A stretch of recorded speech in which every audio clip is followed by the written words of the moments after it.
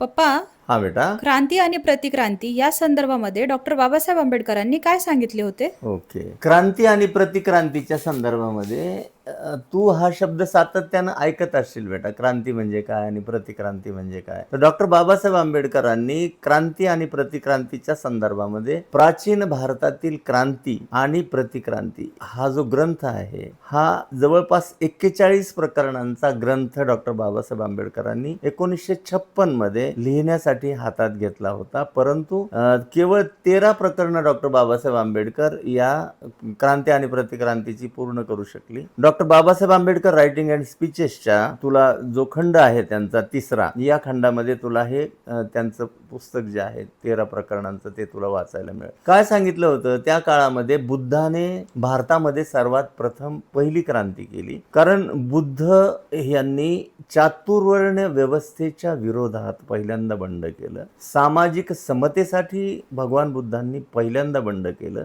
म्हणून त्याला क्रांती असं म्हटलं गेलं. सम्राट चंद्रगुप्त मौर्याच्या काळामध्ये असेल किंवा सम्राट अशोकापर्यंत त्या काळामध्ये सगळ्या राज्याचा राजधर्म हा बौद्ध धर्म झाला होता. परंतु झालं काय बेटा की पुष्यमित्र शुंग एक ब्राह्मण सेनापती त्या काळामध्ये इसवी सन पूर्व 185 मध्ये त्यांनी शेवटचा जो मौर्य राजा आहे बृहद्रथ याची हत्या केली. आणि हत्या केल्यानंतर त्या काळामध्ये जेव्हा साम्राज्य आपल्या हातात घेतलं तेव्हा वैदिक आणि ब्राह्मणी धर्माची सत्ता या भारतामध्ये सुरू झाली. याला डॉक्टर बाबासाहेब आंबेडकरांनी प्रतिक्रांती असं म्हटलं होतं. म्हणजे बुद्धाच्या काळात बुद्धाने जी चातुर्वर्ण व्यवस्थेच्या विरोधात केली ती क्रांती, आणि हा जो पुष्यमित्र शुंग आणि नंतरच्या काळामध्ये जे काही घडलं त्याला डॉक्टर बाबासाहेब आंबेडकरांनी प्रतिक्रांती असं म्हटलं.